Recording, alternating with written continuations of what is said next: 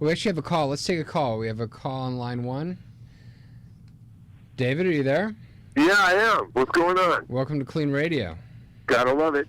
Gotta love it. Oh, thanks. How are you doing? Good. I'm here with Judah and the group from Laughs Without Liquor. Do you have a question or?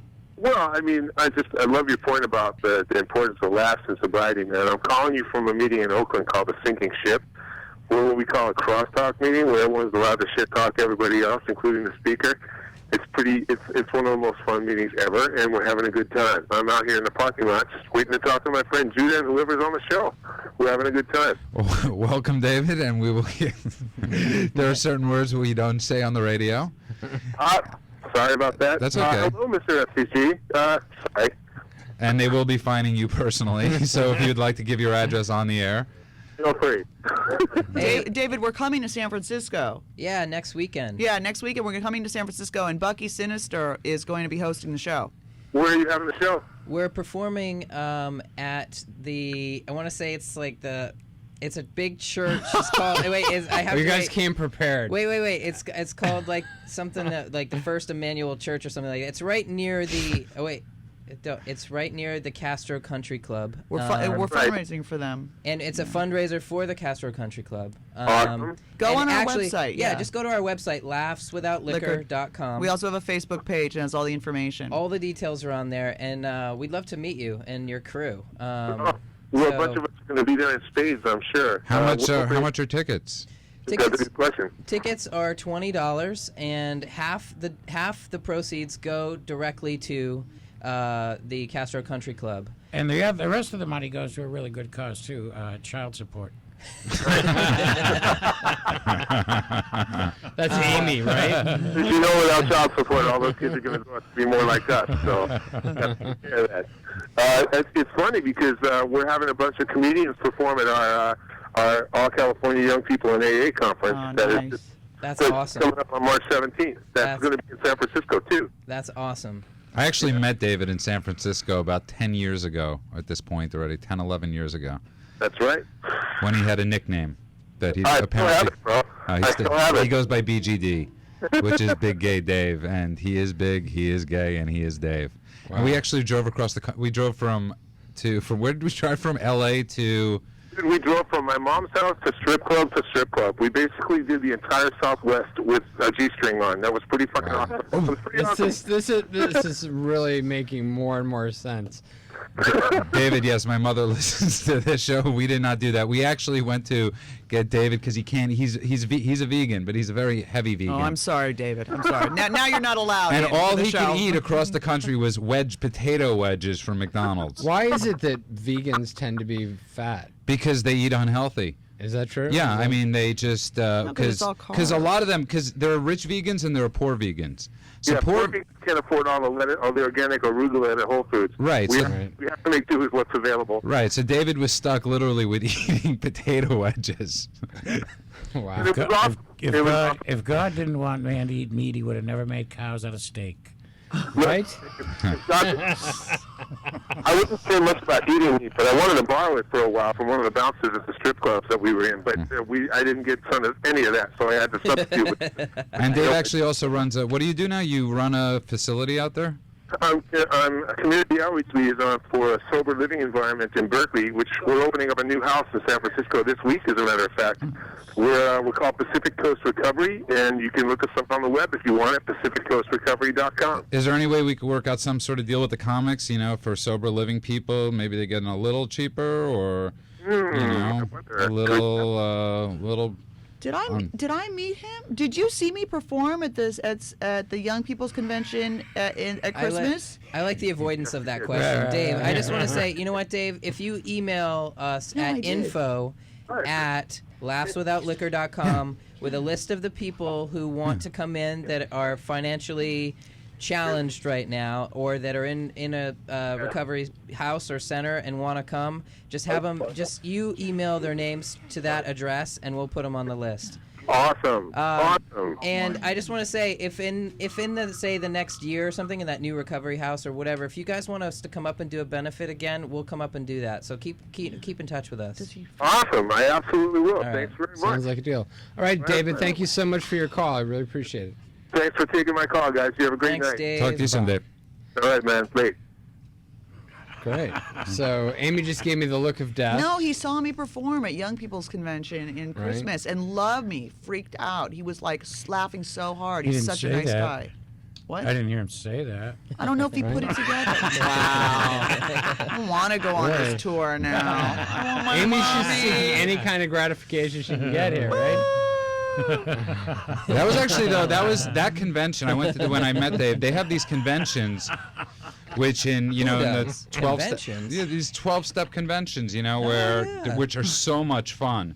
And it's like where I found fun in being sober. I was 23, 24 years old, and I it was like having fun. There were people my age. There were it was they were having fun, and I realized that you could have fun in sobriety, which a lot of people really don't always know. Yeah, we did a show up in Seattle at a convention, and that was a blast. I always love the shows where that you're in like a hotel conference room and there's no spotlight. They just basically turn off all the lights and Or leave them all on. Or leave them all on. Right. Yeah, it's like those. Actually, I like those sort of grassrootsy. Like you just come as you are, be yourself, and those are some of the best shows. So rather than any sort of pressure of a comedy club sort of setting, and the people are ready to laugh. They're totally coherent. They're totally sober. They're like so attentive. They're awesome. So. That's the irony, is that people, when you perform, I perform a lot in nightclubs, and they always say, drink up, the drunker you are, the funnier I am. And all we do is sober audiences, and I find it the best crowd ever. Well, it's because that's how they make their money. No, they I make understand They that, make but their I'm money just on the saying booze. that a lot of comedians think that if the crowd is drunker, you know what I mean, as the night goes on, that it's hard to be up at the beginning because they're sober, and so no one's funny. But it's like all our crowds are sober, and it's the best crowd ever. I've always said if you want to know who's sober in a restaurant, look for the loudest table. Because it's always like Profound. the sober table. You and me both. We They're are just not comedians. Sitting there laughing their ass off. You know what's having a great interesting time. on the other side of this too is I know a lot of comics that can't get on stage without drinking. Oh, absolutely. And they never learned how. They started that way. They never learned how to do it without it. So they don't know how to do it without it. So they can't get on stage without it. Well, speaking of a guy like Chris Farley, I always would wonder, did he, there were probably people that or Sam Kinison is a perfect example of Sam somebody that Kinison got sober. They kept on pushing though. There was so much push to be the crazier, Sam I have was sober. I have a friend. Sam got sober. He died. He died actually when got he hit was by a sober. drunk driver. He got sober and got hit by a He was drunk sober driver. for a couple of years. I have a friend sad who story. got sent off to college. He was a freshman in college in D.C. area, and they had like freshman orientation, and they sat every freshman down and they said, listen, we know kids go off to college and they start partying, but what we suggest is in the first 6 months that you really try to refrain as much as possible so you learn how to do college life without it. And my friend, for some reason, adhered to was like, oh, he did this like sort of message and was like, okay, I'm gonna try that. He didn't drink for like the entire 4 years, and then like partied like a rock star after that. But it was like a really interesting message of like, you know what, learn how to do this without the booze first, and then you can. I just think that that's a really cool thing. And so when I first got started, I was watching my friends around me starting at the same time. That they were like, oh, I gotta go get a drink. I just gotta take the edge off. And it's like, why do you want to take the edge off? Why don't you want to feel this stuff? Like, why don't you want to be here for what you're about to do? This is amazing stuff that you're about to do. Why do you want to check out? And I just think it's really interesting that it's a really common theme, not just get the audience drunk, but it's a common theme among comics too. To like Some of the top comics I know that drink don't drink till after because they want to be they want to be completely on point, and they want to be connected to the crowd. But you've been sober forever, so you have been doing stand-up much less than you've been sober, right? You've always done stand-up sober. I'm 18 years sober, and I started. You're 18 years sober. How old are you?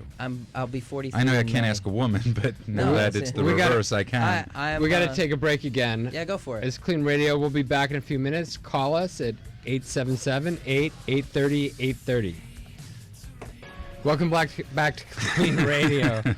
Oh my goodness. you Welcome constantly. He just I always every- say black. Welcome black. It's my thing. This week though, you have a good excuse because Amy did distract you for a She second. did. She starts talking over the mic. Okay, so there's certain ground rules we have to go over first. There are the Right. George. We can't say these words, but George Carlin had a set of what were the 7 words that you can't say? Yeah, Are there no we George? can't say them. We so can't say them, but Look it up on the internet. We could Yes. just. I didn't say that word. Yeah. Anyway, it's a happy marriage. Yeah. So no, dude, I'm 40. I'll be 43. Yeah, I know. That's When I say I'm sober 18 years, they go, "When did you get sober? When you were like 6?" And I'm like, "No, I was." Yeah, you look extreme. You would have been, If you always passed sort of one way or the other, Past. did you have as you're transitioning? How did that work? I love the uncomfortability of how you asked that question. Well, no, I mean, my transition. First, it was just sort of admission to myself that what was going on with me. That I always had like this extreme sort of masculine identity and vision of myself. Knew it as a kid. Grew up, and I was struggling with sexuality in general. And I knew that I liked girls, but I knew there was something more to it after I came out and said that I liked girls. And then it wasn't until in my 30s that I realized that there was something more, and until I saw someone else like me. I met another trans guy, and I was like, oh my God, that's me. And then once I admitted it, I had to sort of decide what did I want to do about it. And not every guy who feels like I do has to make the same decisions. Like I decided to have chest surgery, but not every guy has to do that. I decided to go on testosterone. Not every guy has to do that. Right. But so like a lot of people don't seem to know. But what's happening to me now is everywhere I go. I mean, maybe not tonight, but everywhere I go, I pass as a gay guy. Everywhere I go, I go out to gay clubs with my girlfriend, and I know that gay guys look at me, and then they look at my girlfriend, and they go, "Oh, that poor girl. He is so gay. Look at him. He's gonna break her I'm just heart." jealous that you could grow a beard and I can't. Actually, it's the sideburns that guys get mad about. I'm really? They're like, the guy last night at the Downtown Comedy Club, I was headlining there, and the guy came up to me and goes, "Your set was amazing. I'm so jealous of your sideburns. I've wanted sideburns my whole life." And I'm like, I've wanted a beard my whole life. Well, I have some. And I don't mean a testosterone beard for you like if you that. like. I mean a real beard. I have some juice for you if you like. I'll inject you once a Right? week. There Put is some a extra solution, juice. Judas. I'm scared of something else might happen. No, nothing else will. Like your voice might get deeper. Yeah, I know. I'd be coming on like, You might become a man. That would give me that testosterone tomorrow. I have a friend who's really sweet. He's a really sweet, nerdy comic. His name's Kevin, and he's one of the nicest guys. And he used to go up after me. Used to love to go up after me because he would very shyly say, "Yes," and he's like, "I'm, very proud of Ian. He wants to be a man. He's become a man, and I too want to be a man." And he was always like really shy and withdrawn. So that's what made me think of him. A lot of people don't seem to know the difference between sexual identity and gender identity. Well, I think the umbrella is sexuality, and under that, there's how do you feel about your own, gender? Like, there's biological sex, what was, given to you at birth, and I believe then there's gender, which is what you get to decide how you feel about your body and your biological sex. You get to make that up. Gender is something I believe that you get to make up, and I get to say who I am. And biological sex is just something the doctor has to, assign to you about what's between your legs at birth. Well, it's anatomy.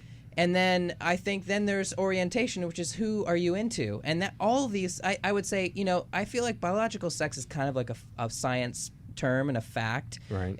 While these other things you get to play with and you get to sort of, mix and match, and it's like it's fluid. It's something like, on any given day you could see me right now. I have this baseball cap on and I look more like a dude, but yesterday I was a little bit of a flamer, and I get to play with gender a little bit. Again, you could say that. I can't. Well. And there's a new show coming out about that, maybe it's a show that's. I noticed a show about gender. Real Housewives of San Quentin. now that would be a great show. Actually, no, they already have that on Lockup, dude. They have that on Lockup. Raw. Yeah, they have that on Lockup. The wife, one of my favorite shows. Yeah, serious. Right. But I just did a show at San Quentin in September. A comedy show. Yes. yeah, dude, tell them about that, because that is amazing that you got in there to do that, and what that was like for you, because that was really amazing. It's probably one of the most spiritual days of my life.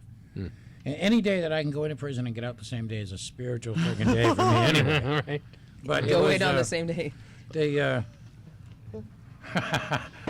I said freaking. Oh, okay, good. I couldn't. Can't say that either. Really? Yeah. Wow. Not It's leaving not me, prison. I can't swear. Who I'm says not. you can't say that? You can say that. They say it on TV, for God's sake. That's not a. Our engineer is freaking out. And Andrew and I actually might end up in prison tonight. Okay.